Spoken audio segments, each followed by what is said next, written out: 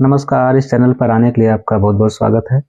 आज मैं आप सबसे जिस बीमारी की चर्चा करने वाला हूँ, वह बीमारी आज के 25-30 साल पहले बहुत कॉमन नहीं थी। गांव में किसी किसी को होती थी और वह भी जिसको होती थी उसकी उम्र कम से कम 50 वर्ष के आसपास होती थी। परंतु लोगों की गलत लाइफ स्टाइल और गलत खान पान के कारण आज वह बीमारी इतनी कॉमन हो गई है कि 50% घरों में या तो किसी को है या तो फिर भविष्य में होने की गुंजाइश है। इसलिए यह जरूरी है कि हम सब इसके बारे में जागरूक हों, ताकि जो लोग अभी बचे हैं इस बीमारी से, वे लोग भविष्य में बचे रहें, और जिन लोगों को ये बीमारी हो चुकी है वे कम से कम सही इलाज करा सकें और इसको नियंत्रित कर सकें। आप सब अपने आसपास जरूर कभी सुने होंगे कि किसी की बीपी बहुत हाई हो गई, ब्लड प्रेशर बहुत बढ़ गया और उसको जल्दी जल्दी अस्पताल ले जाया गया क्योंकि यह एक इमरजेंसी की स्थिति होती है। तो जरूर मन में एक सवाल आया होगा कि ब्लड प्रेशर क्या होता है, यह कैसे नापा जाता है, क्यों बढ़ता है, इसके लक्षण क्या हैं, इसके बचाव क्या हैं। तो आज मैं आप सबसे इसी की चर्चा करने वाला हूं। तो आइए शुरू करते हैं। सबसे पहली बात कि ब्लड प्रेशर होता क्या है। आप सब जानते हैं कि हमारे शरीर के सभी अंग अच्छी तरह से काम करें, इसके लिए ज़रूरी है कि हमारे शरीर के सभी भाग तक ऑक्सीजन अच्छी तरह से पहुँचे। और ऑक्सीजन पहुँचता कैसे है? ब्लड के माध्यम से। ब्लड हमारे शरीर में धमनियों और शिराओं के माध्यम से दौड़ता रहता है और ऑक्सीजन पहुंचाता रहता है। जब हमारा हार्ट पंप करता है तो ऑक्सीजन वाला खून धमनियों के माध्यम से होते हुए यह शरीर के अंतिम छोर तक जाता है और इस दौरान वहाँ के सेल उस ऑक्सीजन को एब्जॉर्ब कर लेते हैं और फिर उस ब्लड में ऑक्सीजन नहीं रह जाता है और ऑक्सीजन लेने के लिए फिर वही ब्लड शिराओं के माध्यम से हमारे हार्ट तक आता है और यह क्रिया हमेशा चलती रहती है। जब भी कोई लिक्विड किसी नली से होकर बहता है, चाहे वह पानी हो, तेल हो, खून हो, कुछ भी हो, तो वहाँ एक प्रेशर बनता है। तो इसीलिए जब ये खून हमारी नसों से होकर बहता है, तो जैसे हमारा हार्ट यहाँ से जब पंप करता है, तो जब यह धमनियों से होते हुए यहाँ तक जाता है तो एक तेजी से जाता है क्योंकि हार्ट पंप किया रहता है और फिर यही ब्लड ऑक्सीजन लेने के लिए शिराओं के माध्यम से जब आता है तो उसकी रफ्तार थोड़ी कम होती है। तो जो प्रेशर जाने में लगता है इसको सिस्टोलिक प्रेशर कहा जाता है और जो प्रेशर आने में लगता है उसको डायस्टोलिक प्रेशर कहा जाता है। आपने सुना होगा, अक्सर लोग पूछते हैं कि ऊपर वाली बीपी कितनी है, नीचे वाली बीपी कितनी है। ऊपर वाली का मतलब सिस्टोलिक प्रेशर और नीचे वाली बीपी का मतलब डायस्टोलिक प्रेशर। और एक स्वस्थ इंसान के लिए सिस्टोलिक प्रेशर 120 होता है और डायस्टोलिक प्रेशर 80 होता है और इसको ऐसे लिखा जाता है 120/80 Hg। Hg इसलिए कि बीपी को पारे के दाब पर मापा जाता है और पारे का संकेत Hg होता है। परंतु जब यही सिस्टोलिक प्रेशर किसी का 140 से ऊपर हो जाए और डायस्टोलिक प्रेशर 90 से ऊपर हो जाए तो ऐसे व्यक्ति को हाई बीपी का मरीज, हाई ब्लड प्रेशर का मरीज या हाइपरटेंशन का मरीज कहा जाता है। तो ब्लड प्रेशर को नापा कैसे जाता है? इसको नापने के लिए दो चीज़ की जरूरत होती है। एक स्फिग्मोमैनोमीटर, इसको आम बोलचाल की भाषा में बीपी मशीन कहा जाता है, और दूसरे स्टेथोस्कोप, और इसको आम बोलचाल की भाषा में आला कहा जाता है। तो बीपी मशीन 3 तरह की होती है। एक पारे वाली जो एकदम परफेक्ट होती है, दूसरी घड़ी वाली, ये भी लगभग ठीक होती है, तीसरी डिजिटल बीपी मशीन होती है। डिजिटल मशीन भरोसेमंद नहीं होती है, इसमें जो है कि कभी कभी ठीक भी बताता है और कभी कभी गलत भी बताता है। तो मेरे पास जो घड़ी वाली मशीन है वही है, तो मैं आप सबको इसी से बताने की कोशिश करूंगा। तो इस तरह से इस बीपी मशीन की पट्टी को बाँह पर लगा दिया जाता है और इसकी घड़ी को यहाँ लगा दिया जाता है क्योंकि इसको हार्ट के लेवल में रखा जाता है। और इसको रखने के बाद इस स्विच को बंद करके इस वाल्व को दबाया जाता है। तो इसके दबाने से इसकी जो सुई है ये ऊपर की तरफ जाती है, तो इसको कम से कम 200 तक ले जाकर और फिर इस स्विच को धीरे धीरे छोड़ा जाता है और इसी दौरान इस जो स्टेथोस्कोप है इसको यहाँ पर रखकर सुना जाता है। तो जब यह 200 के आसपास पहुँच जाता है तो उस समय कुछ भी सुनाई नहीं देता है और फिर जब इसकी जो एयर को धीरे धीरे निकाला जाता है तो यह सुई धीरे धीरे नीचे आती है। तो जिस बिंदु पर डब डब की आवाज़ सुनाई देने लगती है, इस रीडिंग को हम लोग देख लेते हैं और फिर उस एयर को निकालते जाते हैं और जिस बिंदु पर यह डब डब की आवाज़ सुनाई देना बंद हो जाता है, इस रीडिंग को भी हम लोग पढ़ लेते हैं।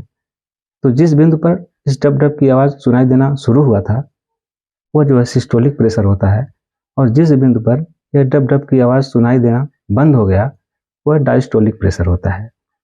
उदाहरण के लिए, यदि 120 पर डब डब की आवाज़ सुनाई देना शुरू हुआ, तो ऊपर वाली बीपी 120 हुई, और 80 पर डब डब की आवाज़ सुनाई देना बंद हो गया, तो नीचे वाली बीपी 80 हो गई।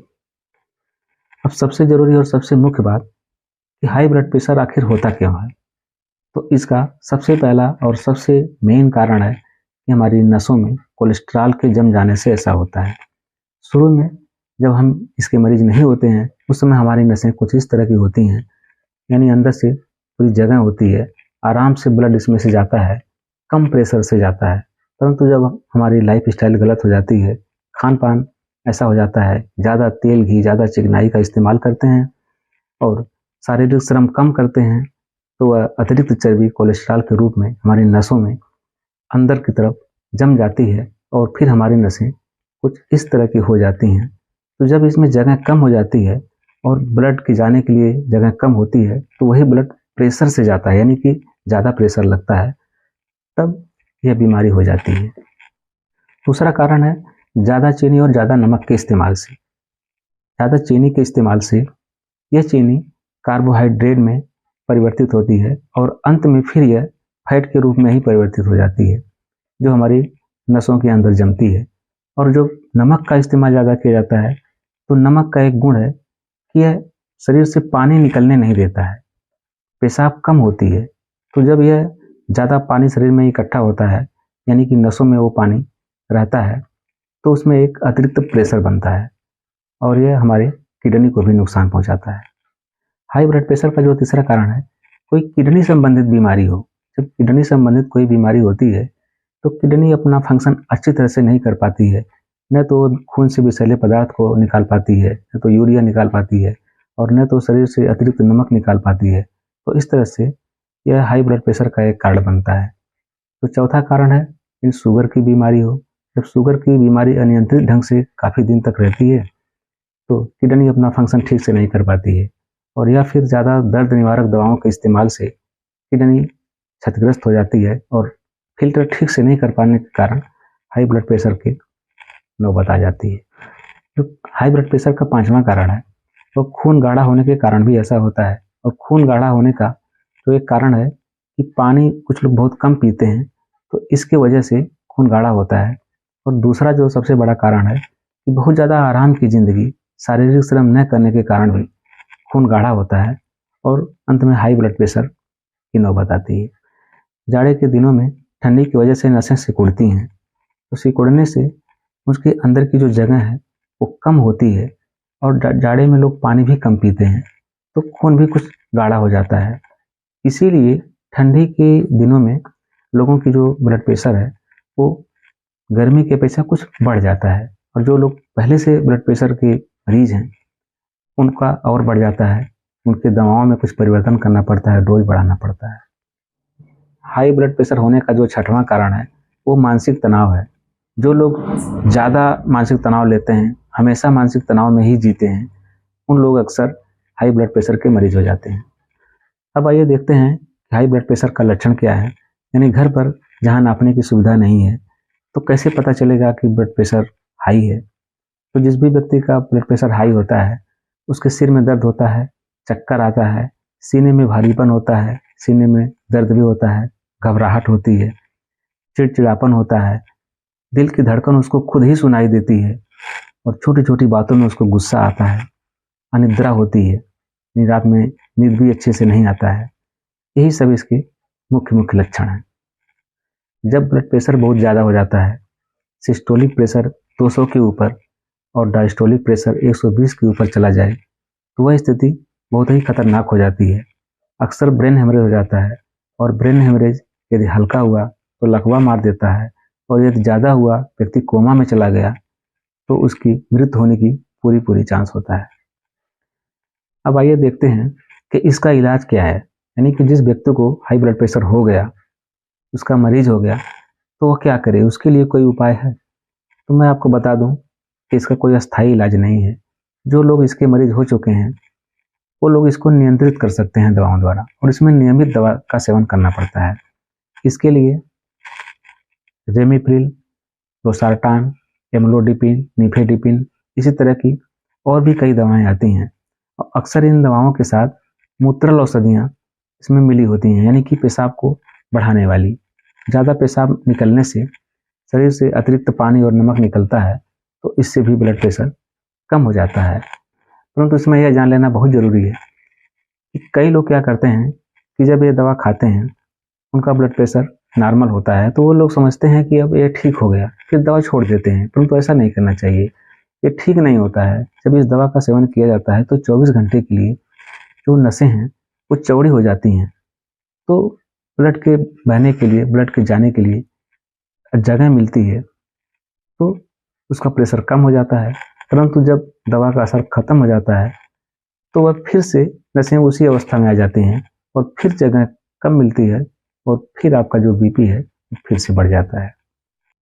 आयुर्वेद में इसके लिए राउल्फिया सर्पेंटाइना का एक पौधा होता है, उसको हिंदी में सर्पगंधा कहा जाता है। इसके सेवन से ब्लड प्रेशर को नियंत्रित करने में बहुत मदद मिलती है। अंत में आइए देखते हैं कि इसका बचाव क्या है। हम अपने लिए क्या बचाव करें कि आगे चलकर हम हाई ब्लड प्रेशर के मरीज न हों। उसमें नंबर 1 है, तली भुनी और फ्राई की हुई चीज़ों का इस्तेमाल कम से कम करना है। नंबर 2, घी, चर्बी और फैट वाली चीज़ों का इस्तेमाल, मीट मछली का इस्तेमाल बहुत कम से कम करना है। नंबर 3, क्रीम और मलाई का इस्तेमाल कम से कम करना है। नंबर 4, नमक और चीनी का इस्तेमाल कम से कम करना है। नंबर 5, शारीरिक श्रम और व्यायाम नियमित रूप से करना है। नंबर 6, मानसिक तनाव नहीं लेना है।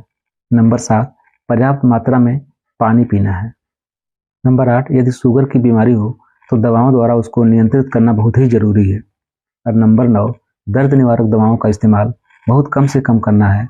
जब बहुत आवश्यक हो तभी दर्द निवारक दवाओं का इस्तेमाल किया जाए, क्योंकि इससे हमारी किडनी प्रभावित होती हैं, और किडनी के प्रभावित होने से हम हाई ब्लड प्रेशर के मरीज होने की पूरा चांस होता है।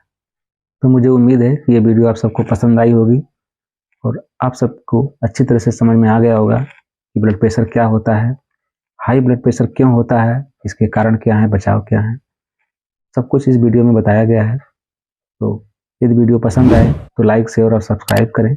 फिर मिलेंगे अगली वीडियो में, तब तक के लिए नमस्कार।